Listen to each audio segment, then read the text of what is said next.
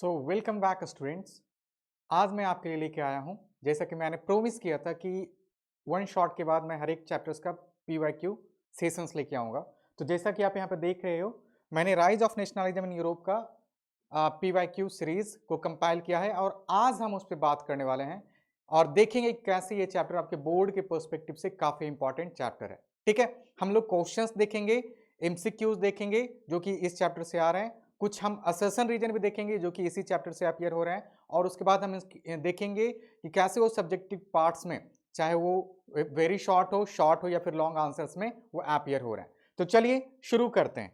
सबसे पहला क्वेश्चन जो आप देख रहे हैं यहाँ पे, वो हमारे पास है आज का एजेंडा क्या है। ये क्वेश्चन तो नहीं है बट आज के सेशन का एक बहुत ही बड़ा हमारे पास समरी होने वाला है। तो सबसे पहला जो हम कंटेंट देखेंगे कि हम क्लासिफाई करेंगे क्वेश्चंस को, classifications of questions getting asked from this chapter। हम लोग ये देखने की कोशिश करेंगे कि इस चैप्टर से जो भी क्वेश्चन आ रहे हैं, क्वेश्चंस आ रहे हैं, वो किस फॉर्मेट में आ रहे हैं। क्या वो एमसीक्यू के फॉर्मेट में है, क्या वो वेरी शॉर्ट फॉर्मेट में है, क्या वो शॉर्ट फॉर्मेट में है, क्या वो लॉन्ग आंसर्स में आ रहे हैं, या फिर केस बेस्ड क्वेश्चंस के फॉर्म में आ रहे हैं। ठीक ना, या फिर हमारे पास मैप से रिलेटेड क्वेश्चंस हैं क्या इस चैप्टर से। इन्हीं सारी चीजों को आज हम बिल्कुल पूरे अच्छे तरीके से उन पे एक क्लियर कट आइडिया लेने की कोशिश करेंगे। इसके बाद दूसरा जो हमारा इंपॉर्टेंट कवरेज हो जाता है इस सेशन के द्वारा, वो हो जाएगा हमारे जो लॉन्ग आंसर से उन्हें हम कैसे लिखेंगे, हाउ टू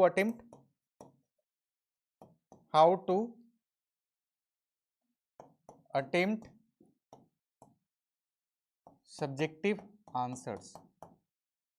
अब सब्जेक्टिव आंसर्स जो हो सकते हैं वो वेरी शॉर्ट और लॉन्ग आंसर्स हो सकते हैं। ठीक है ना, इन्हें हम कैसे अटेम्प्ट लेंगे, इन ऐसे सारे क्वेश्चंस को हम कैसे अटेम्प्ट करेंगे वो भी हम देखने की कोशिश करेंगे। पैराग्राफ फॉर्मेट, यहां पे हम बात करेंगे पैराग्राफ वर्सेस पॉइंट्स, कौन सा बेहतर रहेगा, इस बात का भी हम ख्याल रखते हुए सारे क्वेश्चंस को अटेम्प्ट करने की कोशिश करेंगे। तो चलिए शुरू करते हैं। यहां पे सबसे पहला क्वेश्चन आपके स्क्रीन पे है, वो है एक matching type question. Match the following attributes of allegory of Germania with its significance and choose the correct option. आपको पता है कि जब आपने राइज ऑफ नेशनलिज्म इन पढ़ा था तो वो चैप्टर स्टार्ट हो रहा है ला पेट्रा से ला सेटियन की तरफ, राइट। और जब वो खत्म हो रहा है वो चैप्टर, तो आप देख रहे हैं कि पूरे कंट्री का, जब वहां पे नेशन स्टेट्स के तौर पे जब वो उभर रहे हैं, तो वहां पे एक अलेगरी यूज करें, और वो अलेगरी क्या है, वो अलेगरी है मदर नेशन। आप देखेंगे फ्रांस के लिए हमारे पास मैरियन आ गया था, एक रिप्रेजेंटेशन जो कि मदरहुड को बताता है। उसके बाद उसी तरीके से अगर आप जर्मनी की बात करें तो वहां पे भी जर्मेनिया हमें देखने को मिली थी। ठीक है ना, तो जर्मेनिया की अगर हम बात करें तो जर्मनी के रेफरेंस में उन्होंने उनके बहुत सारे सिंबल्स थे, इन्हीं सिंबल्स को यहाँ पे मैचिंग फॉर्मेट में आपके सामने रखा गया है और हम कोशिश करेंगे इन्हें प्रॉपर तरीके से आइडेंटिफाई करने का और आंसर को कलेक्ट करने का। ठीक है, सो सबसे पहला देखेंगे, हमारे पास दो टेबल हैं, पहला एट्रीब्यूट्स दे रहा है और उसके क्या क्या सिग्निफिकेंसेस हैं। सबसे पहला ब्रोकन चेन्स हमें क्या बताएंगे भाई, broken chains means what, we are now free, we are very much now free, right. तो ब्रोकन चेन्स को हमने मैच कर दिया बीइंग फ्री से। ब्रेस्ट प्लेट विथ ईगल अगर हम देखें तो यहां पे हो जाएगा हमारा स्ट्रेंथ, राइट। अगर हम बात करें तो हमारा हो जाएगा यहां पे strength, breast plate with eagle को आप मैच कर देंगे स्ट्रेंथ से। क्राउन ऑफ ओक लीव्स ये बता देगा हमारा हीरोइज्म से। ठीक है, और फाइनली अब हमारे पास एक ही रह गया sword, which means what, we are very much ready to fight, we are going to protect ourselves. और फाइनली अगर इन सारे को आप अगर एक बार मैच कर लिए हो तो आप देख सकते हो एक का कौन सा भाई, फोर्थ, एक का फोर्थ कोई है ही नहीं। और एक तरीका और है, ऐसे क्वेश्चंस के लिए हमारे पास है elimination methods, elimination method. Elimination method क्या होता है भाई, आप पूछोगे। मान लीजिए कि इन चारों में से आपके पास कुछ ऐसा टॉपिक है, कुछ ऐसा कंटेंट यहां पे मेंशन किया गया है जो कि कंफ्यूजन कर रहा है। पहले तो आप ये अश्योर्ड कर लो कि आप इनमें से किन्हें जानते हो, किसका आंसर आप बिल्कुल अच्छे तरीके से 100% कॉन्फिडेंट होके कर सकते हो। ब्रोकन चेन्स मान लिया कि आपने विंग फ्री के साथ कनेक्ट कर दिया, तो पहला का फोर्थ आप देख लो किसमें से आ रहा है। फर्स्ट का फोर्थ कोई है, ए का फोर्थ, ए का फर्स्ट यहाँ पे, तो इसको आपने एलिमिनेट कर दिया।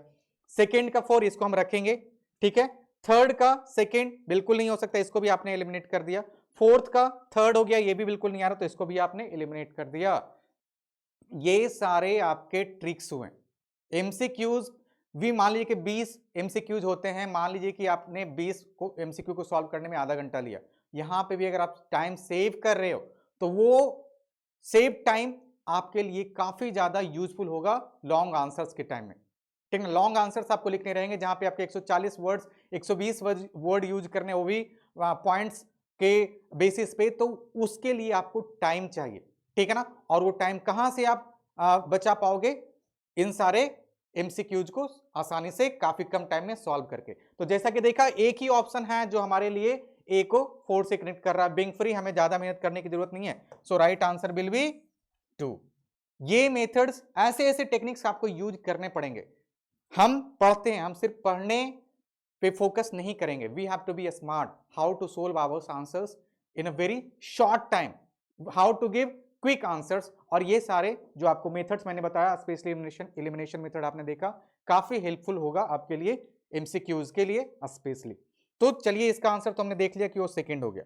दूसरे की अगर हम बात करें तो इसी, पहले तो एक चीज और मैं यहां पे बता दूं कि ये कब का आया हुआ, आप देख रहे हैं कि 2022 में आया हुआ, 2022-2023 का जो सेशन था उस टाइम से आया हुआ था। एक चीज और मैं बताऊंगा यहां पे कि जो ये एमसीक्यू का फॉर्मेट है, एमसीक्यू 2021 तक नहीं था, टिल 2021 नो एमसीक्यू,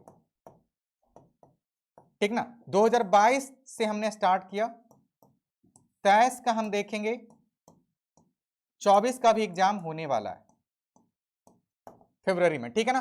तो आप देख रहे हो ये जो सारे ईयर्स हैं, यहां पे आप एमसीक्यूज देखोगे, इससे पहले एमसीक्यूज नहीं हुआ करते थे।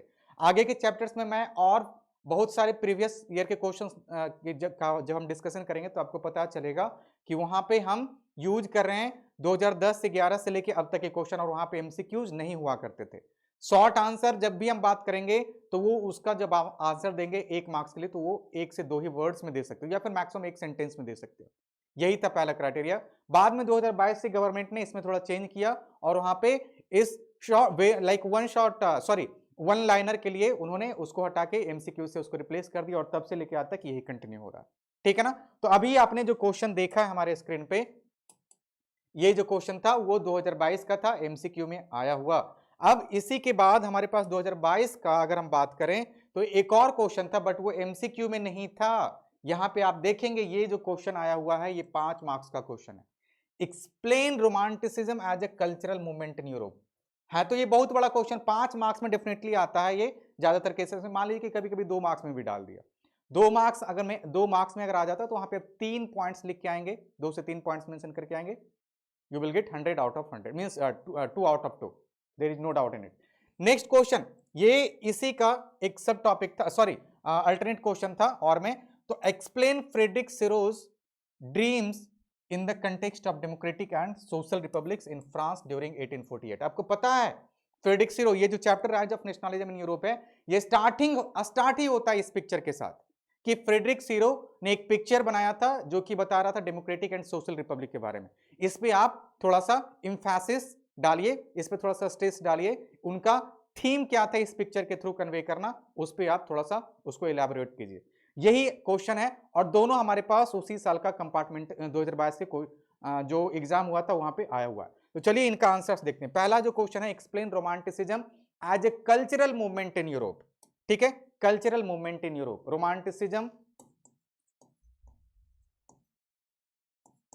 Romanticism as a cultural moment, moment ही ले लीजिए, इन यूरोप, हाउ, ये क्वेश्चन था हमारे पास, तो हम यहां पे उसको एक्सप्लेन कर रहे हैं। Romanticism a cultural movement played a significant role in fostering nationalism, nationalist sentiment due to the following reasons. हमारे क्या क्या रीजंस थे, यहां पे हम एक एक करके देखेंगे, ठीक है। और ये जो पीरियड है 1848 के आसपास का ही है।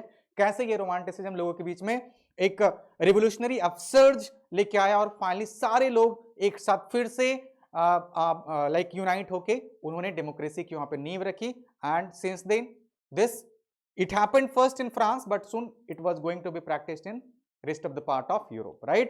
तो सबसे पहला इसने क्या किया कि इसने it put emphasis on emotions and identity। कैसे, ये आपका देखिए, मैं ये 5 मार्क्स का क्वेश्चन यहाँ पे डील कर रहा हूं और ये जो 5 मार्क्स के क्वेश्चन है मैंने पॉइंट्स के थ्रू कन्वे करना स्टार्ट किया, ठीक है ना। तो पहला पॉइंट्स आपने एक बनाया सब topic, emphasis on emotions and identity. क्या है भाई, चलिए देखते हैं।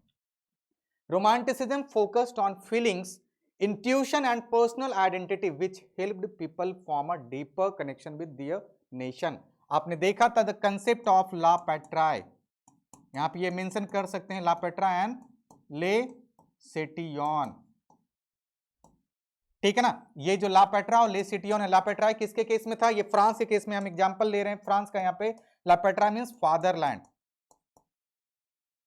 फादरलैंड, और इसके जो भी सिटीजन्स हो जाएंगे, जो इसके नेटिव हो जाएंगे, नेटिव्स हो जाएंगे, वो कहलाएंगे इसके सन। सो फादर और सन के बीच का रिलेशनशिप देखिए कितना प्योर होता है और कितना मार्मिक होता है। और इसी को आप देखिए कि रोमांटिसिज्म के फॉर्म में प्रेजेंट किया गया था सोसाइटी के अंदर। मींस एक आइडेंटिटी, और ये आइडेंटिटी क्या था, कलेक्टिव आइडेंटिटी प्रमोटेड। यहां पे इसको भी आप ऐड कर सकते हैं, this promoted collective identity. Collective identity ये कीवर्ड है आपका, एनसीईआरटी में मेंशन किया हो गया, तो इसको आप एक दो बार अंडरलाइन भी कर देंगे। कलेक्टिव आइडेंटिटी क्या होता है, हम लोग बात कर रहे हैं फ्रांस का। फ्रांस के लोग कब अपने आप को यूनाइटेड फील करा पाए, जब वो सारे लोग अपने देश से पहले अपने आप को कनेक्ट कर पाए। जब उनका देश से कनेक्शन जब बिल्डअप हो गया तो ये अपने आप को फादर और सन के, अपने आप के बीच में फादर और सन के रिलेशनशिप को समझने लगे। और यहां पे एक सिटीजन्स के बीच में एक मैसेज गया कि we all are united, how, because we all are at the end of the day being called as a French people, French civil like citizen. और ये अल्टीमेटली हमारे पास एक कलेक्टिव आइडेंटिटी प्रमोट किया, और यही कलेक्टिव आइडेंटिटी आप समझ रहे हो किसके थ्रू प्रमोट किया गया था, इस रोमांटिसिज्म के थ्रू, राइट। तो पहला हमने देखा ला पैट्रा और ला सेटियन का कंसेप्ट, जो कि फ्रांस में प्रैक्टिस किया गया था, which promoted personal identity, which connected personal identity with among people, and suddenly you will see we will talk about collective identity. From personal identity to collective identity, this big huge change, if you see, that was brought up in France and later was practiced in whole Europe. Reason, because of this romanticism, right? ये हमारा था पहला point. Next, glorification of our past, ठीक है। अब India की बात करते हैं हम। इंडिया तकरीबन 2 साल ब्रिटिशर्स के गुलाम थे। अब जब हम रिवोल्यूशन की बात करते हैं, स्ट्रगल की बात करते हैं ब्रिटिशर्स के अगेंस्ट, तो आपको पता हो गया 20वीं सदी से हमारे जो एजुकेटेड मिडिल क्लास पीपल थे, जो हमारे इंटेलेक्चुअली अवेकेंड पीपल थे, उन्होंने लोगों को एक रिस्पॉन्सिबिलिटी दिया कि हम अपने पास्ट को कैसे ग्लोरीफाई करें। ब्रिटिशर्स के टाइम में उसको काफी ज्यादा सप्रेस कर दिया गया था, ऑपरेस कर दिया गया था, तो लोग को अपनी आइडेंटिटी खुद नहीं पता चल रही थी। तो ऐसे केसेस में इसी चीज को हम यूरोप से कनेक्ट करेंगे, जहां पे मान लीजिए कि पोलैंड अगर पार्ट था रसिया का, और अगर मान लीजिए कि उसको एनेक्स कर लिया गया था ऑस्ट्रिया के द्वारा। उसी टाइम अगर आप देख रहे हो बेल्जियम पार्ट था पहले फ्रांस के अंदर नेपोलियन के टाइम में, और बाद में चल गया था नीदरलैंड के अंदर में। तो ये सब जो केसेस हैं, जब एक इंडिपेंडेंट कंट्री किसी के अंदर आ जाता है, या फिर जब वो किसी कंट्री के द्वारा अनेक्स कर दिया जाता है, तो वहां पे कल्चरल कॉन्फ्लिक्ट क्रिएट होते हैं। और ये कल्चरल कॉन्फ्लिक्ट जो होता है कभी कभी लोगों को एक साथ लाने में भी बहुत बड़ा काम करता है। हुआ क्या कि मैं अगर यहां पे एग्जांपल लूं, तो आप देखेंगे कि आगे के स्लाइड्स में हम देखेंगे कैसे पॉलिश लोग, कैसे आयरलैंड में भी जब यूनिफिकेशन ऑफ ब्रिटेन की बात करोगे, तो कैसे आयरलैंड के लोग एक दूसरे से रिलीजन के बेसिस पे फाइट कर रहे थे, और प्रोटेस्टेंट लोग को सपोर्ट मिल गया ब्रिटेन का, और finally somehow they manage to get united with United Kingdom of Great Britain. तो ये सारे एग्जांपल्स आपको देने पड़ेंगे। तो ग्लोरिफिकेशन ऑफ द पास्ट की अगर हम बात करेंगे, romantic artist and writers glorified national history, folklore and cultural traditions, inspiring pride in one's heritage and fostering a sense of nationalism identity, national identity। यहाँ पे एग्जाम्पल भी देना जरूरी हो जाता है। एग्जाम्पल दिया गया है, नहीं दिया गया, मैं यहाँ पे एक आपको एग्जाम्पल दे देता हूं। आपको पता होगा कैरोल करपिंस्की, मैंने बताया था करपिंस्की, वो पोलैंड की थी, और मैंने बताया कि पोलैंड किसके द्वारा अनेक्स कर लिया गया था? बड़े बड़े कंट्रीज के द्वारा, रसिया, Austria, like Germany, Prussia also. So these countries has annexed many of most of the parts of Poland, and Polish people they were forced to speak only Russian language within Russian territory। अब उनका अपना language है, उसी वही नहीं बोल पा रहे हैं, उनको फोर्स किया जा रहा है कि आप रशियन लैंग्वेज ही बोलो। तो उन सब के बीच में बहुत सारे ऐसे local educated middle class people थे जिन्होंने एक इनिशिएटिव लिया कि हम अपने पास्ट को लोगों के सामने रखेंगे, किसके थ्रू? फॉकलोर के थ्रू, फॉक डांस के थ्रू। और वहां पे हम एक कंट्रीब्यूशन देखेंगे कैरोल करपिंस्की का। कैरोल करपिंस्की ने क्या किया? वहां पे पोलनाइज और मजूरिका को काफी पॉपुलर कर दिया। अब लोग अपने जो आइडेंटिटी है उसको पहचान पा रहे हैं, और वहां पे एक फीलिंग जनरेट हुआ लाइक नेशन स्टेट का, लोग यूनाइटेड हो गए हैं। और फाइनली यही एक रीजन था कि बाद में इनके एक इनिशिएटिव से, छोटे से इनिशिएटिव से पूरा पोलैंड यूनाइटेड हो गया, और finally they went against their colonial countries like Russia, Prussia और ऑस्ट्रिया, राइट। तो यहां पे देख सकते हैं, ये एग्जांपल आप दे सकते हैं। Now next to that we had critic of rationalism. Romanticism opposed enlightenment ideals, region and rationalism instead of promoting the emotional and cultural aspects of national belonging। हम कभी कभी अपने पास्ट को प्रेज अप्रिशिएट करने के चक्कर में नए जो ग्रेड जो चेंजेज होते हैं, जो कि रीजनेबल होते हैं, साइंटिफिक होते हैं, उनको हम नहीं प्रॉपर तरीके से तवज्जो दे पाते हैं, वैल्यू नहीं दे पाते हैं। So this was the reason why we were since so much indulged into our past, we forgot that we have to praise and cherish the future, the development nowadays which we are facing, that should be also promoted equally with our past। But what happened this time?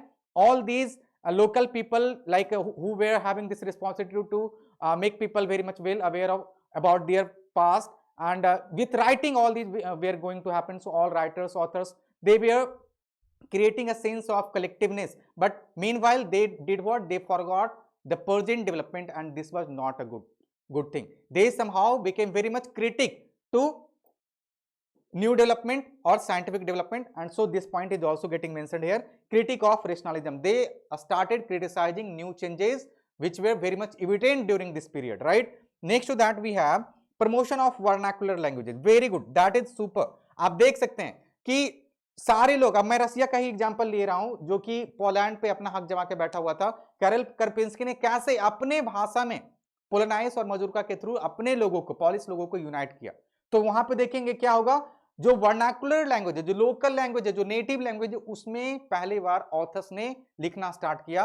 और जब आप लोगों की भाषा में कुछ content लिखेंगे तो काफी ज्यादा वो पॉपुलर हो जाएगा, और उसको समझना पढ़ना आसान हो जाएगा, और उसके मैसेज को आसानी से लोग इंटरप्रेट कर पाएंगे और उसको अपने डेली लाइफ में इनकॉर्पोरेट कर पाएंगे।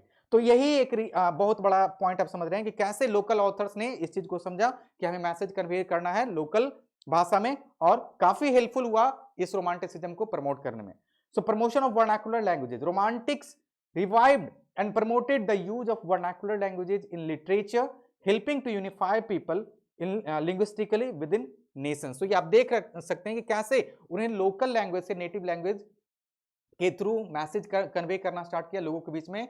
एक बहुत बड़ा मैसेज गया कि हम लोग अभी टॉर्चर किए जा रहे हैं, सप्रेस किए जा रहे हैं, और हमें एक दूसरे के साथ सपोर्ट करके आगे बढ़ना है। और and this was a big message which later promoted cultural uniqueness along with collective identity।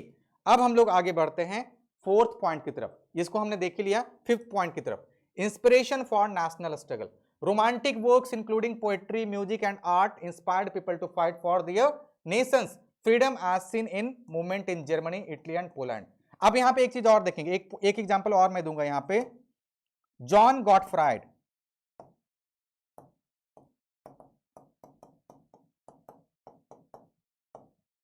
Fried हर्डर, ये थे जर्मनी के। जर्मनी में भी यही सारे ऑपरेशन सेपरेशन हो रखे थे।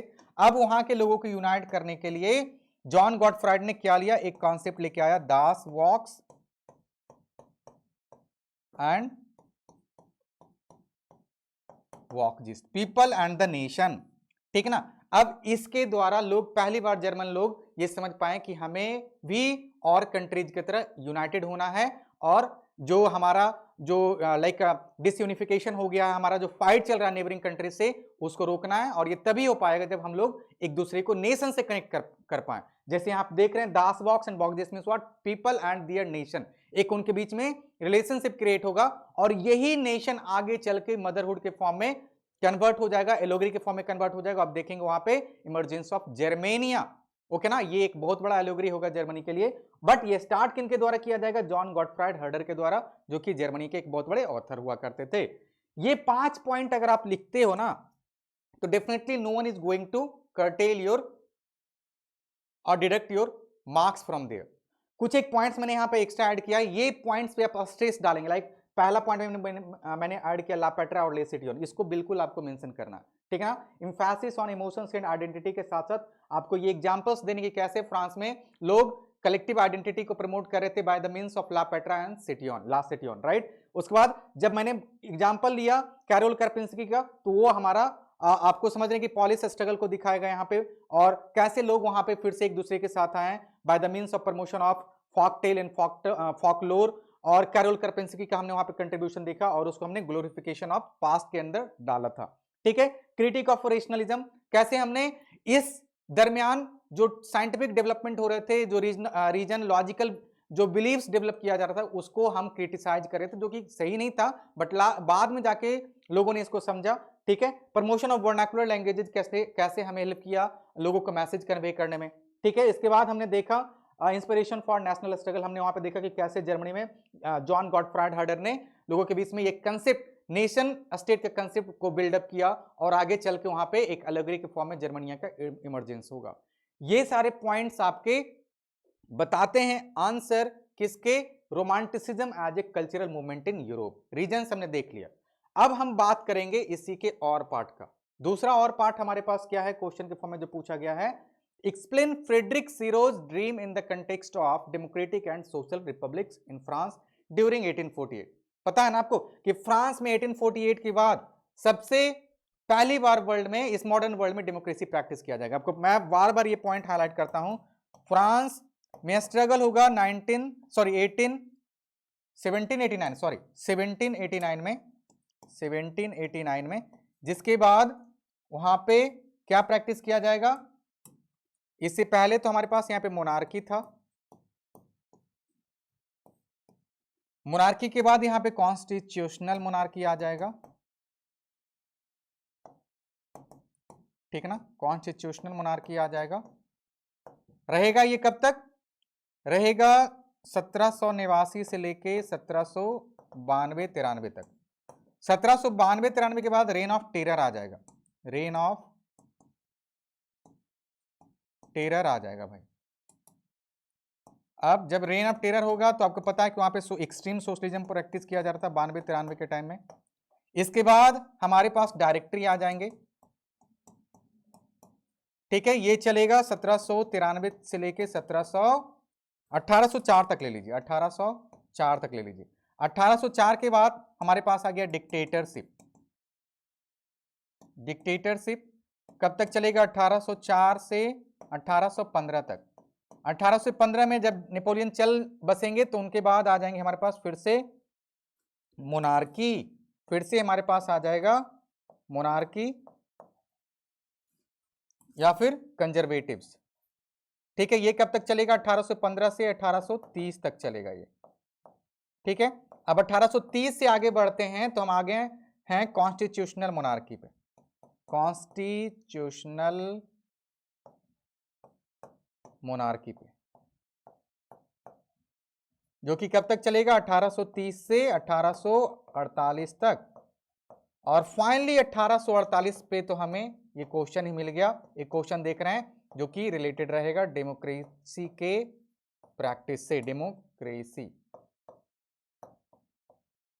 के प्रैक्टिस से। ठीक है, तो यहां पे आप देख रहे हैं कैसे ये क्वेश्चन पूछा गया है कि बताइए कि 1848 में फ्रेडरिक सीरो ने जो पिक्चर प्रिंट किया था उसका थीम क्या था, क्या मैसेज वो कन्वे करना चाह रहे थे इस पिक्चर के थ्रू। तो चलिए देखते हैं इसका आंसर। ठीक है, in 1848 Frederic Sorrieu a French artist, जी हम बात करें फ्रांस का तो डेफिनेटली ये फ्रांस के होंगे, it's very obvious. He prepared a series of prints visualising his dream of a world made up of, ये थीम है आपका ध्यान रखेंगे, ये एमसीक्यू में पूछा जाता है, world of democratic and social republic as he called them. The first print जो कि आपके इस एनसीईआरटी में मेंशन किया गया है, shows that the people of Europe and America, men and women of all ages and social classes, marching in a long train and offering homage to the Statue of Liberty as they pass by it. ठीक है, आगे देखते हैं आप। So the statue bears the torch of enlightenment in one hand and the charter of the right of man in the other. Next, on the earth in the foreground of the image lie the shattered remains of the symbol of the absolutist institutions. ये सारे points जो आपने देखा ये हमें क्या बताता, this tells a story about coming of nation state in Europe and America. Nation state means what? We are talking about democracy. यहां पे एक सिंबल भी दिया गया है कि जो कंट्री लोग ट्रेन के फॉर्म में आ रहे हैं, सारे जो भी एज क्लास, जो भी वुमेन है, बच्चे हैं, बूढ़े हैं, वो हर एक कंट्री से आ रहे हैं। उनको कैसे आप पहचान पाएंगे? क्योंकि वो हर एक कंट्री का फ्लैग कैरी कर रखे हैं। उसके बाद वहां पे एक पॉइंट ऐड किया गया है कि वहां पे एक स्टैच्यू ऑफ लिबर्टी है, जो कंट्री के लोग इस स्टैच्यू ऑफ लिबर्टी को क्रॉस कर चुके हैं, इसका मतलब क्या हुआ कि वो ऑलरेडी अपने कंट्री में नेशन स्टेट प्रैक्टिस कर रहे हैं, डेमोक्रेसी प्रैक्टिस कर रहे हैं। और इसके बाद एक और पॉइंट वहां पे मेंशन किया गया है कि ये सारे इवेंट्स जो हो रहे हैं उसको गॉड्स का ब्लेसिंग भी मिल रहा है। और इसके जस्ट फोरग्राउंड में, इनके जस्ट सामने देखेंगे, there are shattered remains of absolutist regime. Shattered remains of absolutist remains means what? Absolutist means what? Absolutism मैंने बताया कि ये कंजर्वेटिव ऑर्डर से रिलेटेड है, मोनार्की से रिलेटेड है, ऑर्थोडॉक्स से रिलेटेड है। तो अब चूंकि डेमोक्रेसी प्रैक्टिस किया जा रहा है, तो पीछे के जो भी सिस्टम्स थे, पहले के जो भी सिस्टम प्रैक्टिस किए जा रहे थे, लाइक मोनार्की, कंजर्वेटिज्म, उनको हमने तोड़ के बिखेर दिया। अब उनकी कोई जरूरत नहीं है, उनको हमने निस्तो नाबूद कर दिया है। और यही मैसेज यहाँ पे कन्वे करना था फ्रेडरिक सीरो को, और इसने काफी अच्छे तरीके से लोगों के सामने अपने पिक्चर के थ्रू इसको डिपिक्ट किया। ये था हमारा 3 मार्क्स का क्वेश्चन जो कि आपके 2022 के कंपार्टमेंटल एग्जाम में आया हुआ। और देखिए कितना आसानी से आपने इसके सारे मैसेज को कन्वे कर दिया। ठीक है, अब हम आगे बढ़ते हैं इसके बाद के साल के क्वेश्चन पे। ठीक है, क्वेश्चन क्या है? Fill in the blank with the appropriate option. आप समझिए कि कैसे क्वेश्चन पूछा जा रहा है। पहला क्वेश्चन जो आपने एमसीक्यू में देखा था 2022 का, वहां पे आपने देखा था कि वो मैचिंग टाइप क्वेश्चन था, इस चैप्टर से पूछा हुआ। अब आप पूछ रहे हैं, देख रहे हैं कि एक fill in the blanks type question पूछा जा रहा है। यहां पे क्या आएगा? Like fill in the sorry, in this space what began to maintain index of prohibited books in Rome during 1558। ये क्वेश्चन थोड़ा सा प्रिंट कल्चर का है, बट आप इसको कनेक्ट करके चल सकते हैं प्रिंट कल्चर से। तो इसका आंसर क्या हो जाएगा भाई? चर्च। आपको पता है कि चर्च ने 1558 में जो प्रिंट का एक्सपेंशन हुआ था, उससे काफी ज्यादा ये चर्च लोग, ऑर्थोडॉक्स लोग फियर में थे, और उन्होंने इस फियर को ओवरकम करने के लिए लोगों को डराना धमकाना स्टार्ट कर दिया। जो भी ऐसे बुक लिखे गए थे जो कि इनके स्टेटस को हैम्पर कर रहे थे, उनको उन्होंने उनका एक लिस्ट तैयार किया। उन सारे लिस्ट को उन्होंने एक बुक में रखा जिसका नाम था प्रोहिबिटेड बुक्स, राइट। और फाइनली उस जो भी बुक का नाम उसमें डाला गया था वो परमानेंटली बैन हो गया। कभी भी इन फ्यूचर वो प्रैक्टिस और पब्लिश नहीं किए जाएंगे। ठीक है, ये प्रिंट कल्चर का क्वेश्चन है। अब हम आगे बढ़ते हैं इस पिक्चर की तरफ। ठीक है, आप देखिए कितना इंपॉर्टेंट है ये picture. Look at the picture given below and select the correct option from the following, which of the following aspects best signifies this image of Germania. This is she is Germania, she is protecting Rhine river. This is Rhine river. I hope you know that Berlin is situated on the bank of river Rhine, right? And Berlin is the capital of Germany, right? यहाँ पे अब देखिए कैसे Germania राइन को protect कर रही है। तो डेफिनेटली इसका थीम क्या होगा? As a protector of German Rhine. ये हमारा आंसर हो गया। ये आपके एमसीक्यू का पूछा हुआ क्वेश्चन है। ठीक है, अब आगे बढ़ते हैं। एक और क्वेश्चन है हमारे पास। With which of the following countries does Belgium share its border? Belgium आपके इस साल के अगर एसएसटी में देखें तो बहुत ही बार अपीयर हो रहा, तो क्वेश्चन डेफिनेटली बेल्जियम से पूछे जाते हैं, चाहे वो पावर शेयरिंग से पूछ लिया जाए, क्योंकि पावर शेयरिंग में आपने पढ़ा था बेल्जियम का केस स्टडी श्रीलंका के साथ साथ, राइट। यहाँ पे आप देख रहे हैं ये जो बेल्जियम की बात कर रहे हैं ये आपके rise of nationalism in Europe से रिलेटेड है। और कैसे रिलेटेड है? क्योंकि आपने पढ़ा था कि 1815 में ट्रीटी ऑफ वियना जब कंक्लूड किया गया था तो उसमें एक पॉइंट मेंशन किया गया था कि जो भी कंट्रीज को नेपोलियन ने एनेक्स किया गया था अब उनके डिपार्चर के बाद उनको फ्री कर दिया जाएगा, इंडिपेंडेंट कर दिया जाएगा। और उसी में से एक इंडिपेंडेंट कंट्री जो थे, होने वाले इंडिपेंडेंट कंट्री जो थे वो था बेल्जियम।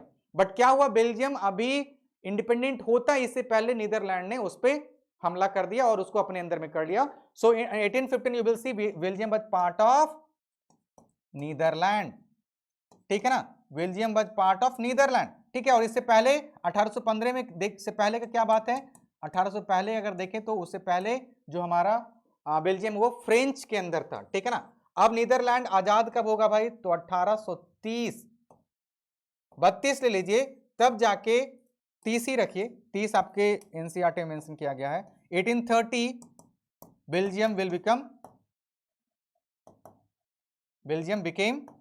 इंडिपेंडेंट,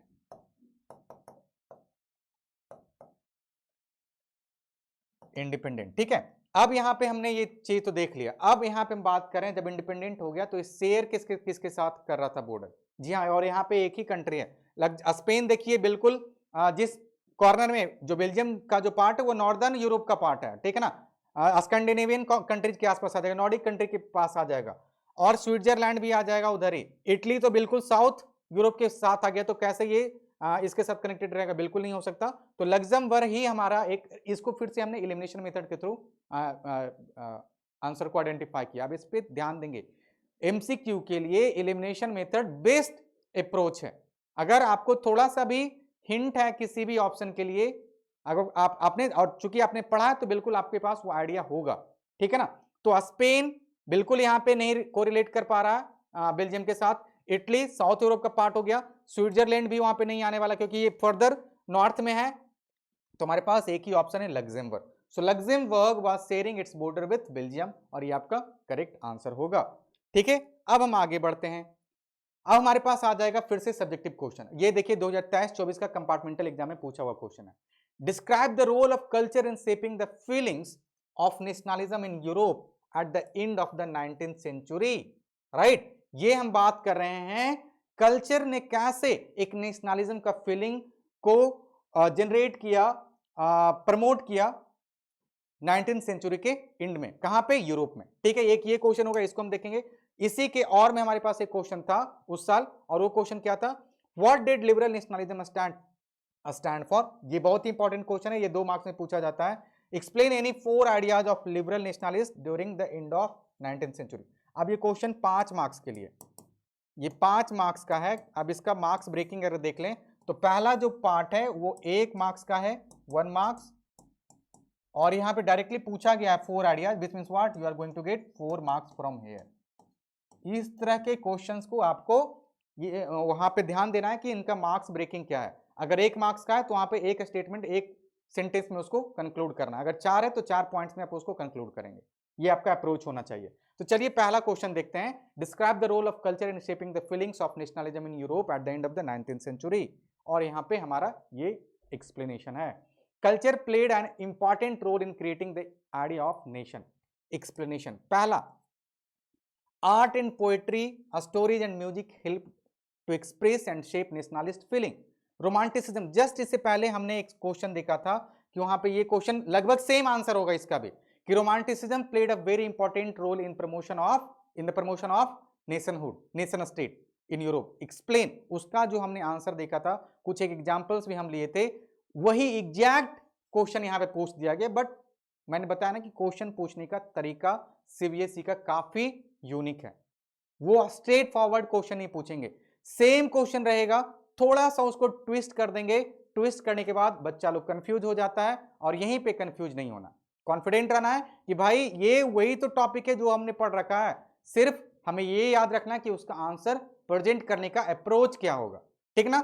ये ठीक रोमांटिसिज्म से रिलेटेड क्वेश्चन है और उसी बेसिस पे हम इसको डिफाइन भी करने वाले हैं, इसके आंसर्स को भी लिखने वाले हैं। तो चलिए देखते हैं, हम पहले ही बात कर चुके हैं romanticism. Romanticism was a cultural movement which sought to develop a particular form of nationalist sentiment. हमने देखा, इसका एग्जांपल भी हमने देखा। अब फिर से हम यहां पे एग्जांपल लेंगे और फिर आंसर को कंक्लूड करने की कोशिश करेंगे। They were aiming at creating a sense of shared collective heritage and common cultural part to serve as the basis of nation. अभी मैंने कलेक्टिव हेरिटेज की बात की, अगर आपको याद होगा तो रोमांटिसिज्म जब हम डिस्कस कर रहे हैं तब उस टाइम भी हमने कलेक्टिव आइडेंटिटी का जिक्र किया था। देखिए यहां पे ये जो क्वेश्चन का आंसर आपने देखा है, बिल्कुल उसी का आंसर यहां पे आप कॉपी पेस्ट करने वाले हो। थोड़ा सा आगे पीछे तो होगा क्योंकि हर बार जब हम आंसर लिखेंगे तो डिफरेंट ही होना है, ठीक है ना। तो यहां पे देखिए कैसे फिर से वो प्रमोशन ऑफ कलेक्टिव आइडेंटिटी आ गया पहले पॉइंट के अंदर, ला पेट्रा और ला सिटियोन का कंसेप्ट फिर से आ गया, ठीक है। तो आप देखेंगे आंसर्स कहां से लिखेंगे भाई, जो एनसीईआरटी है उसी के कंटेंट से हम आंसर देंगे ना, तो इसलिए हमारे लिए काफी इंपॉर्टेंट हो जाता है ये समझना कि क्वेश्चन क्या पूछा जा रहा है। क्वेश्चन, एक ही क्वेश्चन को हम बहुत तरीके से प्रेजेंट कर सकते हैं बट आंसर उसका सेम ही होगा। और फिर से आप देख लिए यहां पे कि उसका आंसर सेम है, कलेक्टिव आइडेंटिटी हमने पहला पॉइंट कवर कर लिया है। नेक्स्ट, जर्मन फिलोसफर, अब मैं यहां पे एग्जांपल दे रहा हूं जिसका एग्जांपल मैंने वहां भी दिया था, ठीक है। जॉन गॉटफ्राइड का मैंने नाम लिया था, राइट। जॉन गॉटफ्राइड हर्डर जो कि जर्मनी के थे, उन्होंने रोमांटिसिज्म के टाइम में वहां पे जर्मनी में फोक डांस के थ्रू, फोक पोएट्री के थ्रू, फॉकलोर के थ्रू लोगों को एनर्जाइज करने की कोशिश किया। और मैंने बोला था कि उन्होंने एक कंसेप्ट फॉलो प्रमोट करना स्टार्ट किया था जो कि हम बोलते हैं उनको वॉकजिस्ट और डास वॉक्स, डास वॉक्स एंड वॉकजिस। ये जो इनका पॉइंट है आप यहां पे एग्जांपल के फॉर्म में मेंशन करेंगे। 3 पॉइंट हमने देख लिया 5 मार्क्स के क्वेश्चन के लिए। कलेक्शन एंड रिकॉर्डिंग दीज, यहां पे देखिए मैंने वहां पे एग्जांपल दिया था ना कैरोल कर्पेंस्की का, देखिए आ गया पोलैंड का कल्चर, ठीक है। Karol Kurpinski for example celebrated the national struggle through his operas and music, turning folk dances like polonaise and mazurka very popular among Polish people, right. अब ये देखिए कैरोल कर्पेंस्की का फिर से एग्जांपल यहां पर रिकॉल हो गया, एकदम हूबहू वही आंसर है, ठीक ना। अब यहां पे देखिए language too played an important role, फिर से हम पोलैंड का जिक्र करने वाला है। यहां पे ये एक एक्स्ट्रा पॉइंट आ जाएगा जिसको आप ध्यान में रखेंगे। मैंने बताया था कि पोलैंड का जो एनेक्सेशन था, सॉरी पोलैंड के ऊपर रसिया ने पोलैंड को रसिया ने एनेक्स कर लिया था, और भी कंट्री थे बट रसिया में थोड़ा सा ज्यादा यहां पे सपरेशन था पॉलिश लोगों पे। कैसे, वहां पे ये बिल्कुल नहीं बर्दाश्त किया जा सकता था कि आप वहां के अपने पॉलिश भाषा में बात करें। आप रसिया के द्वारा एनेक्स किए गए हैं तो वहां पे आपको रसियन लैंग्वेज में ही बात करना है, ठीक है ना। Other than this no other languages will be allowed, ठीक है ना। ये वहां पे पॉइंट था और इसी के चलते आप देखिए वहां पे रसियन लोग के टॉर्चर के चलते पॉलिश लोग कितना ज्यादा इरिटेटेड हो गए और फाइनली वहां पे कैरोल कर्पेंस्की जैसे आर्टिस्ट आए, म्यूजिशियंस आए और उन्होंने लोगों को फिर से एनर्जाइज किया। वहां पे फिर से एक बार लोगों के बीच में एक सेंटिमेंट्स क्रिएट किया, रोमांटिसिज्म क्रिएट किया और फाइनली लोग यूनाइटेड हो गए और ये स्ट्रगल उनके लिए आगे चल के सक्सेसफुल हो गया, ठीक है।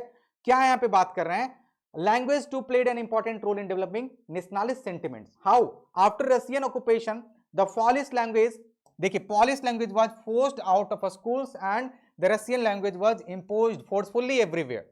The use of Polish came to be seen as a symbol of the struggle against Russian dominance. 5 points आपको लिखने थे, पांचों आपने यहां पे मेंशन कर दिया and definitely you are going to get full out of full, no deduction of marks. अब समझिए कि इसी तरीके से, इसी अप्रोच से आप अपना आंसर को अटेम्प्ट लेंगे, ठीक है। अब ये हमारा दूसरे पार्ट का क्वेश्चन है, आंसर है। दूसरा क्वेश्चन हमारा क्या था इसका, what did liberal nationalism stand for, explain any 4 ideas of liberal nationalist during the end of the 19th century. चलिए इसका आंसर देखते हैं हम लोग, ठीक है। Liberalism influenced Europe in many ways. अब हम बात करें, मैं इसको बेसिकली 2 पार्ट में डिवाइड करता हूं, इकोनॉमिकली और जब मैं वन शॉट डिस्कस कर रहा था तो मैंने इसे 2 पार्ट में डिवाइड किया था, इकोनॉमिकली एंड पॉलिटिकली।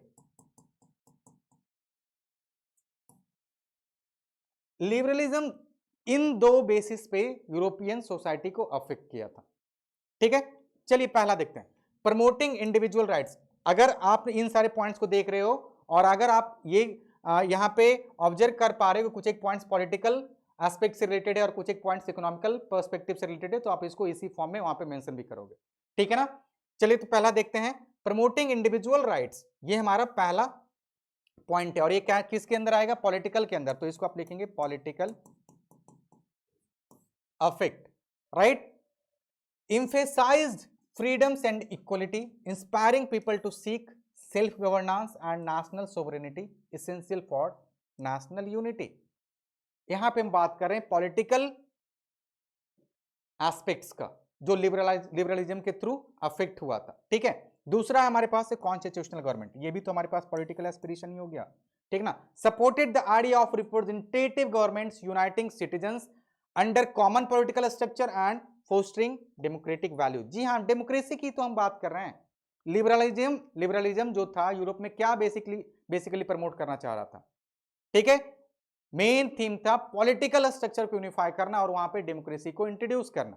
ठीक है ना, तो ये सारे पॉइंट्स जो आप देख रहे हैं पॉलिटिकल एस्पिरेशन से रिलेटेड, ये हमें डेमोक्रेसी के फीचर्स को ही बता रहे हैं, कैसे कैसे वहां पे अब इंप्लीमेंट होना स्टार्ट हो गया था लिबरलिज्म आने के बाद। तीसरा है हमारे पास इकोनॉमिक फ्रीडम। ये देखिए अब हमारे पास इकोनॉमिक से रिलेटेड आ गया, इकोनॉमिकल एस्पेक्ट से रिलेटेड जो पॉइंट आ गया वो हमारे पास इकोनॉमिक फ्रीडम है। Encourage free markets and industrial growth, fostering a sense of national progress and unity as economies expanded and modernised, nation state, the feeling of nation state also got promoted.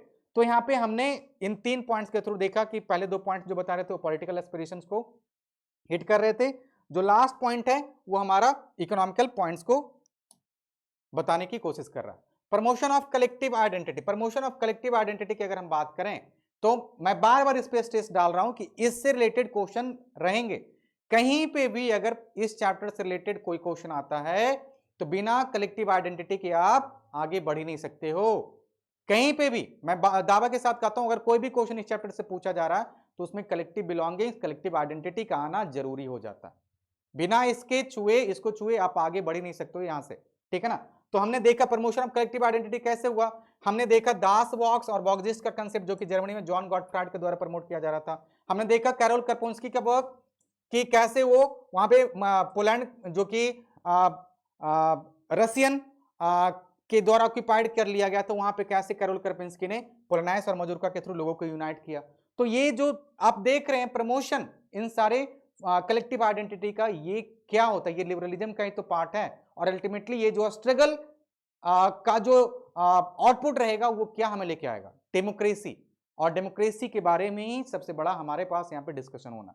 ठीक है ना, so next point अगर हम बात करें, promoted the idea of liberty, equality and fraternity. ये तो French revolution के बाद ही आपने देख लिया था, पूरे यूरोप में वाइडली प्रैक्टिस किया जा रहा था। तो ये सारे पॉइंट्स अगर आप देखते हो तो ये हमारा कनेक्टेड है, लिबरलिज्म से रिलेटेड पॉइंट हैं ये सारे, और ये कैसे लोगों के बीच में एक कलेक्टिव आइडेंटिटी प्रमोट किया और वहां पे सब लोगों को मजबूर किया कि हम एक नए सिस्टम को प्रैक्टिस करें और वो होगा डेमोक्रेसी। और ये सारे जो पॉइंट्स आपने देखा वो पॉलिटिकल और इकोनॉमिकल ही एस्पेक्ट्स ही हैं हमारे लिबरलिज्म के, जो कि यूरोप में बैडली प्रैक्टिस किए जा रहे थे।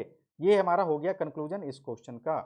अब अगले क्वेश्चन की तरफ अगर हम बढ़ते हैं तो फिर से एमसीक्यू आ गया, from which of the following country Giuseppe Garibaldi belong to? Gaspip Garibaldi, Gaspip Mazzini, don't be confused with these names. Gaspip Garibaldi, he was from Italy, right? And he managed to unite southern Italy, right? Southern Italy के अगर जब भी हम बात करेंगे तो इनका unification जो हो गया था वो गैसिप गैरिबाल्डी के कंट्रीब्यूशन के द्वारा ही हुआ था। ठीक है, असर्शन रीजन क्वेश्चन भी पूछा जा रहा है भाई इस चैप्टर से। The most serious source of nationalist tension in Europe after 1871 was Balkan. ठीक है, ये हमारा असर्शन है। इसका रीजन क्या मेंशन किया हुआ है, चलिए देखते हैं। A large part of the Balkan was under the control of Ottoman empire, that is correct I think. आप समझिए कि ऑटोमन एम्पायर था जो कि यूरोप की कुछ एक कंट्रीज पे अपना शासन जमा के बैठा हुआ था। और यूरोप, बाकी सारे यूरोप में आप देख रहे हैं कि लिबरलिज्म क्या प्रमोट कर रहा है, nation state, nation unity, right. और ये एक ऐसा पीरियड है जहां पे अगर यूरोप में कुछ भी हो रहा है तो वो अपने नेबरिंग पार्ट्स को भी अफेक्ट करेंगे। ऑटोमन एम्पायर था तो रिलेटेड टर्की से, बट उनका शासन जो था वो यूरोप के छोटे छोटे कंट्रीज पर भी फैला हुआ था, जैसे कि ग्रीस ले लीजिए और रोमानिया ले लीजिए, ये सारे कंट्रीज में थे। अब ऑटोमन अंपायर क्या हो गया, इन सारे चीजों पे कंट्रोल नहीं कर पा रहा था प्रॉपर तरीके से, तो क्या हो गया, ये जो बाल्कन्स थे जिनको हम स्लाव्स बोलते थे, ये छोटे छोटे कंट्री में टूट जाएंगे, राइट। और फाइनली ये जो जब छोटे छोटे कंट्री जब टूटेंगे तो यूरोपियन कंट्रीज क्या करेंगे, इन छोटे छोटे कंट्री पे अटैक करेंगे, क्योंकि इन्हें ये चाहेंगे कि मेरे मिल जाए, क्योंकि अब ऑटोमन अंपायर के तो अंदर है नहीं है। तो एक बहुत ही बड़ा फ्यूटाइल हो जाएगा, काफी ज्यादा एक ऐसा टाइम आ जाएगा जहां पे हर एक कंट्रीज एक दूसरे के साथ कंपीट कर रहा है इन सारे बाल्कन टेरिटरीज को अनेक्स करने में। तो पूरा जो यूरोप हो जाएगा इसमें कूद जाएगा और फाइनली एक पीरियड ऐसा आ जाएगा कि पूरे यूरोप के बीच में एक कॉन्फ्लिक्ट क्रिएट हो गया, कोई भी कंट्री एक दूसरे से बात नहीं कर रहा है, और यही जो फेज है वो क्या कहलाया, the problem of Balkan, right. और ये जो स्टेटमेंट है बिल्कुल सही रीजन है हमारे पास असर्शन का, तो इसका आंसर हो जाएगा क्या, both A and R are true and R is the correct explanation of A, ठीक है। So answer is A, right. हम आगे बढ़ते हैं अगले क्वेश्चन की तरफ, फिर से हमारे पास आ गया एक मैचिंग टाइप क्वेश्चन, ठीक है। Arrange the following events in chronological order and choose the correct option from the following, ठीक है। ट्रीटी ऑफ कॉन्स्टेंटिनोपल, अभी हमने बात की ऑटोमन अंपायर का, ऑटोमन अंपायर से जो ग्रीक रहेगा वो इंडिपेंडेंट हो जाएगा कब, 1830 में, ठीक है। डिफीट ऑफ नेपोलियन कब रहेगा भाई, 1815 में, ठीक है। यूनिफिकेशन ऑफ इटली कब कंक्लूड होगा, 1871 में, ठीक है। 1870s के आसपास ही होगा कुछ, इसे आप थोड़ा सा ध्यान रखें। यूनिफिकेशन ऑफ जर्मनी भी हो गया 1866 से 1871 के बीच में, और ये 73 होगा आई थिंक, ठीक है। यहाँ पे आप इस चीज को ध्यान देंगे, इस पीरियड से आप इस चीज को अगर आपके बारे में थोड़ा सा अगर आपको आइडिया होगा तो आप आसानी से एलिमिनेशन मेथड को भी यूज करके करेक्ट आंसर को फाइंड कर सकते हैं, और अगर थोड़ा सा आपको डेट पता है तो फिर तो बात ही आसान है, ठीक है। ट्रीटी ऑफ कॉन्स्टेंटिनोपल हुआ 1830 में, सबसे पहला इवेंट हो गया हमारे पास डिफीट ऑफ नेपोलियन, तो सेकेंड आना चाहिए सबसे पहले, तो सेकेंड के लिए हमारे पास दो ऑप्शन है, सेकेंड और थर्ड। अब सेकेंड के बाद तो हमारे पास फिर आ गया ट्रीटी ऑफ कॉन्स्टेंटिनोपल, ये भी हमारे पास आ गया, सेकेंड फर्स्ट और कोई है ही नहीं, तो हमारे पास करेक्ट ऑप्शन क्या हो गया, थर्ड, ठीक है। पहले नेपोलियन की हार, फिर ट्रीटी ऑफ कॉन्स्टेंटिनोपल, उसके बाद यूनिफिकेशन ऑफ जर्मनी, फिर यूनिफिकेशन ऑफ इटली, और लास्ट में हमने देखा हमारे पास a very strange case of Britain था, जो कि बहुत ही बाद में जाके कंक्लूड हुआ था। ये था हमारा अगला क्वेश्चन। अब अगर हम बात करें सब्जेक्टिव क्वेश्चन के, जो कि 2023-24 के बीच में 2023-24 के सीबीएसई बोर्ड एग्जाम में पूछा गया था, तो क्वेश्चन क्या है, चलिए फिर से एक बार देखते हैं। How did the ideology of liberalism affect the Europe in early 19th century, फिर से सेम क्वेश्चन पूछ लिया गया है, फिर से सेम क्वेश्चन पूछ लिया गया है, आंसर बिल्कुल हूबहू होने वाला है। ये क्वेश्चन जरा आप देख लीजिए, what did liberal nationalism stand for, explain any 4 ideas of liberal nationalist during the end of 19th century. यही क्वेश्चन आपको फिर से देखने को मिल रहा है, बट दूसरे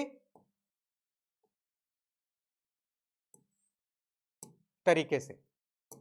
देखिए, how did the ideology of liberalism affect the Europe in early 19th century, मैंने बताया था कि दो एस्पेक्ट्स हैं, political as well as economical, और यही दो एस्पेक्ट्स जो हैं आपके आंसर्स में आएंगे फिर से। सबसे पहले हम बात करते हैं कि लिबरल नेशनलिज्म क्या होता है। आंसर्स देखिए, मैंने उसी आंसर्स को फिर से एक नए फॉर्म में आपके सामने प्रेजेंट किया है, ठीक है। तो चलिए देखते हैं। So liberal nationalism stands for what, it stands for a political ideology that promotes individual freedoms, equality, fraternity and equality before the law, representative government and a strong national identity, which means what, collective identity, while upholding principles like tolerance, liberty and civil rights, essentially advocating for a nation built on democratic practices and individual liberties। ये exact definition आपका NCERT में mentioned है liberal nationalism के लिए। मैंने पूरा exactly ये सारे वर्डिंग्स तक मैंने वहां से कॉपी किया और आपके सामने रखा, ठीक है। अब कैसे ये इन्फ्लुएंस कर रहा है यूरोप को, मैंने बताया था बेसिकली ये दो पार्ट में रहेगा, इकोनॉमिकली एंड पॉलिटिकली। अब यही इकोनॉमिकली पॉलिटिकली अरेंजमेंट्स को हम लोग यहां पे मेंशन करने जा रहे हैं इसके इन्फ्लुएंस के फॉर्म में। सो पहला पॉइंट है प्रमोटिंग इंडिविजुअल राइट्स। सेकंड है कॉन्स्टिट्यूशनल गवर्नमेंट। देखिए ये सारे पॉइंट्स हम ऑलरेडी डिस्कस कर चुके हैं, ये दोनों को हमने पॉलिटिकल के अंदर रखा था। तीसरा है इकोनॉमिक फ्रीडम, इकोनॉमिक के अंदर आ जाएगा प्रमोशन ऑफ कलेक्टिव आइडेंटिटी, ये भी आ जाएगा उसी के अंदर। Promotion of the idea of liberty, equality and fraternity, same copy cut आप देखेंगे कि हमारा आंसर है, ठीक ना। तो ये सारे चीज आपको ध्यान रखने, उनके क्वेश्चन पूछने के तरीके बहुत सारे हैं, बट आंसर्स कहां से आएंगे भाई, बुक तो हमारे पास एक ही है, वहीं से वो एक सिंपल से क्वेश्चन को ट्विस्ट करेंगे, थोड़ा सा उसको मॉड्यूलेट करेंगे, बट इसका मतलब ये नहीं कि आपको घबराना है, आपको धैर्य रखना है, कॉन्फिडेंट रहना है, और आंसर वहीं से आएगा, एनसीईआरटी के ओरिजिनल टेक्स्ट बुक से ही आंसर आएगा। तो फिर आपको घबराने की बात है, आपने उसको कितनी बार पढ़ रखा है, और देखिए कैसे सेम क्वेश्चन उन्होंने दूसरे फॉर्म में पूछ लिया है, बट आंसर एग्जैक्टली सेम है, ठीक है। अब हम आगे बढ़ते हैं अगले क्वेश्चन की तरफ, जो कि था explain the process of formation of United Kingdom of Great Britain. Great Britain, मैं बार बार बोलता हूं कि दो बेसिक इवेंट्स हुए थे यहां पे। 1800 सबसे पहले तो हम देखेंगे एक्ट ऑफ यूनियन,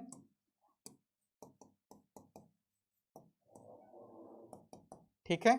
इसके बाद हम देखेंगे आयरलैंड का इनकॉर्पोरेशन। तो चलिए एक बार फिर से यहां पे हम देख लेते हैं, ठीक है। Unification of Britain, nationalism in Britain. The formation of the nation state was not the result of a sudden upheaval और revolution, but was the result of a long drawn out process. देखिए इसको जानने की थोड़ा सा कोशिश कीजिए, थोड़ा सा यहाँ पे कंफ्यूजन भी होता है। हम ज्यादातर टाइम ये बात करते हैं कि France is going to emerge as a first country in this modern world where democracy will be practised for the first time. Always we will take reference point as France, but यहां पे थोड़ा सा एक हमारे पास confusion create होता है, क्योंकि इस मॉडर्न वर्ल्ड में अगर हम देखें तो डेमोक्रेसी सबसे पहली बार प्रैक्टिस किया जा रहा था ब्रिटेन में, बट आपके एनसीईआरटी में ज्यादा स्ट्रेस फ्रांस पे डाला है, तो हम फ्रांस पे ही रहेंगे। बट थोड़ा सा यहाँ पे एक कंट्राडिक्टरी पॉइंट हम देखने जा रहे हैं कि English parliament see the power from monarchy in 1688। France में भी तो यही हुआ था 1789 के बाद। अगर बात करें 1789 में क्या हुआ था, इससे पहले मोनार्की था, और मोनार्की को हटा के वहां पे कॉन्स्टिट्यूशनल मोनार्की लाया गया था। Constitutional monarchy just nothing but the primitive form of democracy, right. अब वहां पे आपने डेमोक्रेसी ले आया, किसको हटा के, मोनार्की को हटा के। अब यही प्रैक्टिस तकरीबन 101 साल पहले सबसे पहली बार किया गया था ब्रिटेन में। पहला डेट आप याद रखेंगे इससे रिलेटेड 1688 में, यह था फ्रांस का फ्रेंच रेवोल्यूशन, फ्रांस का फ्रेंच रेवोल्यूशन। और यहां पे आप देख रहे हैं ब्रिटेन में उससे तकरीबन 100 साल पहले वहां पे मोनार्क से, किंग से उनका पावर सीज कर लिया गया था, और किसको दे दिया गया था भाई, पार्लियामेंट। अब जब पार्लियामेंट की जब भी हम बात करेंगे तो वो होगा किससे रिलेटेड, वो रहेगा रिप्रेजेंटेटिव से रिलेटेड। अब रिप्रेजेंटेटिव कहां से आएंगे भाई, क्योंकि लोग उनको इलेक्ट किए हैं, तो वो इसलिए कहे जाते हैं रिप्रेजेंटेटिव। और रिप्रेजेंटेटिव एक ऐसे हाउस में बैठेंगे जहां पे वो डिस्कशन करेंगे मैटर्स को, और लोगों के लिए लॉ बनाएंगे और फिर उसको एग्जीक्यूट करेंगे। तो ये पार्लियामेंट हमें क्या इंडिकेट करता है कि we are going to practise democracy. But किस तरह का democracy, just like France. France में भी आपने देखा कि मोनार्की हटाने के बाद उन्होंने कॉन्स्टिट्यूशनल मोनार्की प्रैक्टिस किया था, यहां पे भी वही चीज आने वाला है। मोनार्क से तो उनका पावर छीन लेंगे, बट थोड़ा सा पावर रहने देंगे, जैसे आज भी देखेंगे United Kingdom of Great Britain को। तो जो भी वो करते हैं वो पार्लियामेंट ही पास करती है बिल, बस किनके नाम से करते हैं, वो राजा के नाम से करते हैं, मोनार्क के नाम से करते हैं। तो यहां पे आप इस पॉइंट से समझ सकते हैं कि the English parliament seized power from monarch in 1688। ये फर्स्ट डेट था हमारा। अब दूसरा डेट है हमारे पास 1707 का, जो कि 707 के एक्ट ऑफ यूनियन पे स्ट्रेस डालता है, और वो क्या कहता है कि पहली बार इंग्लैंड ने क्या किया, स्कॉटलैंड और वेल्स को अपने अंदर इनकॉर्पोरेट कर लिया। With what, with this act of union, right. अब यहां पे देखिए एक्ट ऑफ यूनियन के थ्रू ब्रिटेन ने किस पे कब्जा कर लिया, इंग्लैंड ने किस पे कब्जा कर लिया, स्कॉटलैंड और वेल्स पे, and now modified itself and being called as the United Kingdom of Great Britain, right? After the failed revolt of 1798, Ireland was forcibly incorporated into United Kingdom in 801. ये हमारे पास तीसरा पॉइंट आ गया। और 1801 के बाद आप देखेंगे कि this is the story of United Britain. और यहां पे मैं इसी को थोड़ा सा शॉर्ट फॉर्म में आपको बता देता हूं कि ये स्कॉटलैंड है, बीच में इंग्लैंड है और यहाँ पे छोटा सा वेल्स है, और इसके ठीक नीचे हमारे पास देखेंगे तो यहाँ पे हमारे पास आयरलैंड है। आयरलैंड में भी दो पार्ट है, ये स्कॉटलैंड हो गया, ये वेल्स हो गया, ये इंग्लैंड हो गया, ये हो गया नॉर्थ आयरलैंड, ये हो गया हमारे पास साउथ आयरलैंड। क्या मैं बताना चाह रहा हूं कि इस पे तो स्कॉटलैंड और वेल्स पे तो 1707 में कब्जा कर लिया था, ठीक है, with the help of act of union. England में क्या था, क्या प्रैक्टिस किया जा रहा था, प्रोटेस्टेंट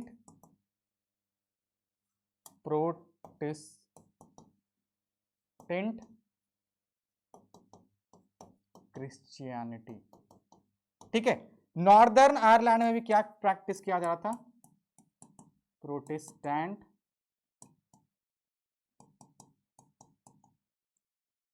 क्रिश्चियनी, और ये थे माइनॉरिटी,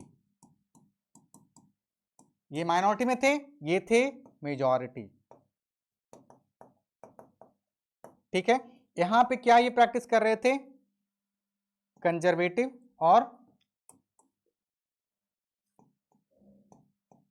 ये किसको फॉलो कर रहे थे, दे वेर फॉलोइंग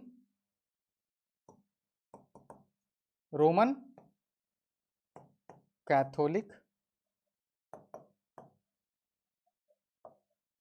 तो ये ऑर्थोडॉक्स पार्ट हो गया, ये हमारे पास हो गया प्रोटेस्टेंट पार्ट हो गया।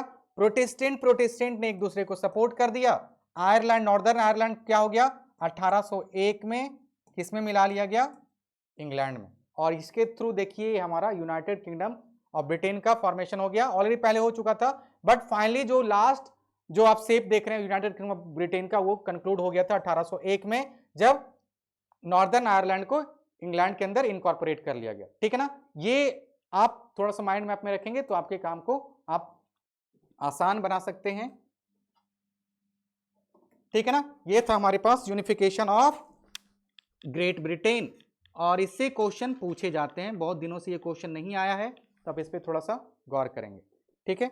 अब हमारे पास एक और क्वेश्चन है, choose the correct option from the following regarding 19th century liberalism. हमने इस पे बात कर रखा लिबरलिज्म के बारे में, तो एक एमसीक्यू यहां से पूछ ही लिया गया। देखिए कि कितना ज्यादा हमारे लिए टॉपिक इंपॉर्टेंट है, liberalism, right. Monarchy, social hierarchy and property must be maintained, the abolition of a state impose restrictions on the movement of goods capital, यही था हमारा मेन था। मैंने बताया था ना कि लिबरलिज्म दो चीज को प्रमोट करेगा, एक तो पॉलिटिकल राइट्स और दूसरा इकोनॉमिकल लिबर्टी। इकोनॉमिकल लिबर्टी क्या था कि जो भी स्टेट इंपोज रेस्ट्रिक्शंस थे movement over the movement of goods, like business class people के लिए काफी बड़ा दिक्कत वाला बात था कि जब वो एक जगह से दूसरी जगह मूव कर रहे थे तो उनके लिए रिसोर्स था ही नहीं, और उनके साथ बहुत ज्यादा वहां पे बैरियर्स रखे गए थे उनके लिए, जो कि इस मूवमेंट को सपोर्ट नहीं करते थे, इसलिए उनका एबोलिशन ही कहलाया हमारे पास liberalism in terms of economical aspects. तो ये हमारा करेक्ट आंसर हो गया, ठीक है। अब ये क्वेश्चन है, the 1830s were years of great economic hardship in Europe, support the statement with example, very very important question, ठीक है। इसके बाद जो हमारे पास और पार्ट वाला इसका क्वेश्चन है वो है, culture played an important role in creating the ideas of nation in Europe during the early 19th century, explain the statement. ये क्वेश्चन आपने देखा कि पहले पूछा जा चुका है, सबसे पहला क्वेश्चन अगर आप देख रहे हो, देखिए, explain romanticism as a cultural movement in Europe, यही क्वेश्चन कैसे उन्होंने दूसरे फॉर्म में पूछ लिया गया। तो ये चीज आपको समझना पड़ेगा कि एक ही क्वेश्चन बार बार रिपीट हो रहा है, और जब रिपीट हो रहा है तो इसका मतलब ये हो जाता है कि हमें उन्हीं पे ज्यादा फोकस देना, ठीक ना, ज्यादा हमें उन्हीं पे फोकस करना, और ये चीज हमें क्या हेल्प करेगा यहाँ पे कि हमें ऐसे क्वेश्चंस को आइडेंटिफाई करना ही बहुत ही जरूरी हो जाता है, ठीक है। क्वेश्चन क्या था हमारा, in 1830 there were this was the year of great economic hardship in Europe, support the statement with examples, culture played an important role in creating the ideas of nation in Europe during the early 19th century, explain the statement with examples। ये दोनों को चलिए हम देखते हैं। पहला question 1830 के economic hardship के बारे में देखते हैं। पॉपुलेशन बहुत रैपिडली ग्रो किया, जिसके चलते वहां पे जॉब की स्कार्सिटी थी, लोगों को सही से खाने नहीं मिल पा रहे थे। So the population in Europe increased dramatically in the first half of the 19th century. This led to more people looking for jobs than there were jobs available, right? Next to that, migration crisis. Migration to cities, this was a big and huge migration crisis. People moved from rural areas to cities in search of work, leading to overcrowded slums, right? Poor harvest led to higher food prices, which made life even harder for the poor. Competition from imported goods, small producers faced competition from cheap machinery made goods, and finally it impacted the local market, and this was the downfall of local England market, right? And this was literally not good. ये था हमारा चौथा point. पांचवा point क्या बताता? Feudal dues, right? Peasants struggled under the burden of feudal dues because since they were working under landlords and they must have to pay whatever because they were since working out the land of the landlord. So at the end of the year or at the end of the cultivation they have to pay some dues, and since cultivation was not good, obviously they were unable to pay all these taxes to landlords, and they had huge struggle there, right? And finally unemployment there with widespread unemployment in Europe. ये जो points हैं 5-6 ये आप बताएंगे कि 1830 के time में काफी ज्यादा कॉमन था लोगों के बीच में, और ये क्या बता रहा था हमारे पास? Economic hardship. अगला क्वेश्चन जो था कल्चर वाला, जो कि हम पहले भी देख चुके हैं, इसका आंसर फिर से एक बार देख लेते हैं. Culture played an important role in creating the idea of the nation. एकदम एग्जैक्टली मैं सेम डिट्टो वही पार्ट यहाँ पे कॉपी कर रहा हूँ, पेस्ट कर रहा हूँ. पहला तो हमने देखा art and poetry, stories and music help to express and shape. हमने देखा कैसे ला पेट्राए और ला सेटियोन यहाँ पे प्रमोट किया जा रहा था. दूसरा हमने देखा they were aiming to creating a sense of shared collective. हम लोग बात करें कलेक्टिव आइडेंटिटी का. जर्मन फिलोसफर हमने बात किया जॉन गॉटफ्राइड हर्डर का, जिन्होंने दास वॉक्स और बॉक्जिस्ट को प्रमोट किया. इसके बाद हम देखेंगे collective collection and recording of their past like folklores and folk tales. The work of Karol Karpinski we have seen in Poland, right? With the help of Polonais and Mazurka, she promoted the concept of collective belongings, and with the help of she also recalled and revisited the past of Polish people, which suddenly became so much popular among the Polish people, and that led to a struggle against Russian government. Next to that language too played an important role. हमने देखा कैसे Russian लोग polish लोगों पे torture कर रहे थे और उनको ये मना कर रहे थे कि आप अपना पॉलिश लैंग्वेज यूज नहीं करो. जो भी यूज करता था, स्पेशली चर्च में भी उन्होंने ये कंपलसरी कर दिया था. कुछ एक पोप को उन्होंने एग्जाइल भी दे दिया था साइबेरिया में, क्योंकि वो अपने जो प्रोसेशन थे चर्च में वो अपने पॉलिश लैंग्वेज में कर रहे थे, इसलिए उनको साइबेरिया डिपोर्ट कर दिया गया था. तो ये देख सकते हैं कि ये सब सारे हमारे इस चैप्टर से आए हुए क्वेश्चंस थे, और पिछले 3 सालों का ही क्वेश्चन मैंने यहां पे बेसिकली रखा है. 21, 22, 23, 24 का भी अभी एग्जाम आप लिखोगे, और हो सकता है ये जो क्वेश्चंस आपने देखे हैं बहुत सारे रिपीटेड फॉर्म में हैं. एमसीक्यूज का भी आपने अगर सेक्शंस देखा हो तो आप वहां से बता सकते हो कि वो किस फॉर्मेट में आ रहे हैं. मैचिंग टाइप में आ रहे हैं, फिल इन द ब्लैंक्स के फॉर्म में आ रहे हैं, और नॉर्मल एमसीक्यू के फॉर्म में आ रहे हैं. तो ये सारे चीज आपको काफी हेल्प करेंगे इस चैप्टर को कंक्लूड करने में. अब इसके बाद मैं अगला टॉपिक पावर शेयरिंग का लेके आ रहा हूं, जो पे हम उसके प्रीवियस ईयर के क्वेश्चंस को डिस्कस करेंगे. तो हमारे साथ बने रहिए, और जो भी अगर आपको कोई डाउट आता है तो कमेंट में बिल्कुल बेझिझक वहां पे शेयर करिए. Thank you so much.